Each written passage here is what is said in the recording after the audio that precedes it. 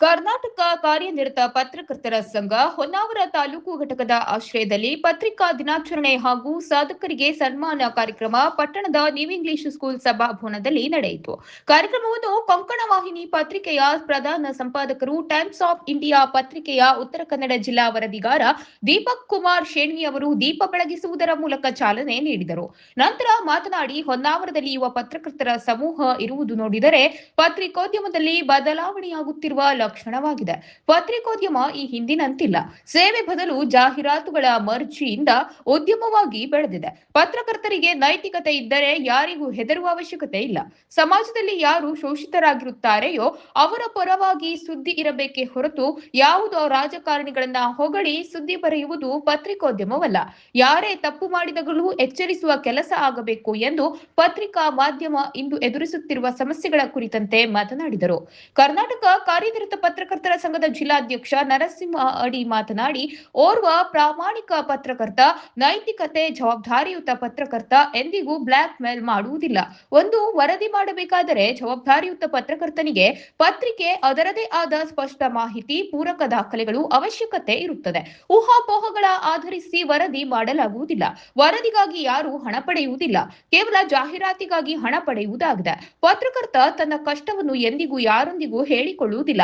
ಆದರೂ ತನ್ನ ಸೇವೆ ಸಲ್ಲಿಸುತ್ತಾನೆ. ಜಿಲ್ಲೆಯ ಪ್ರತಿ ತಾಲೂಕಿನಲ್ಲಿ ಪತ್ರಿಕಾ ಭವನ ನಿರ್ಮಿಸುವಂತೆ ಸರ್ಕಾರವನ್ನು ಆಗ್ರಹಿಸಿದರು.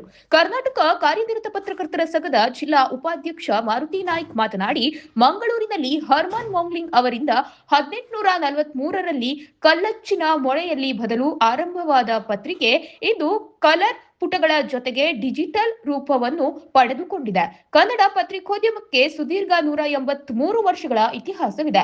ಅನೇಕ ದಿಗ್ಗಜರು ಈ ರಂಗವನ್ನು ಆಳಿ ಹೋಗಿದ್ದಾರೆ. ಇದನ್ನು ಒಂದು ಸೇವೆ ಎನ್ನುವ ರೀತಿಯಲ್ಲಿ ಕಾರ್ಯನಿರ್ವಹಿಸಿದ್ದಾರೆ.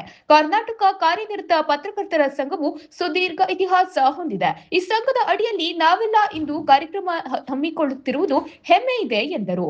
ಹಾಯ್ ಹೊನ್ನಾವರ ಪತ್ರಿಕೆಯ ಸಂಪಾದಕ ಮುರಳೀಧರ್ ಗಾಯ್ತೊಂಡೆ, ಪ್ರಗತಿಪರ ರೈತ ನಾಗಪ್ಪ ಕುಪ್ಪಗೌಡ ಕೆಕ್ಕಾರ್ ಅವರಿಗೆ ಸನ್ಮಾನಿಸಿ ಗೌರವಿಸಲಾಯಿತು.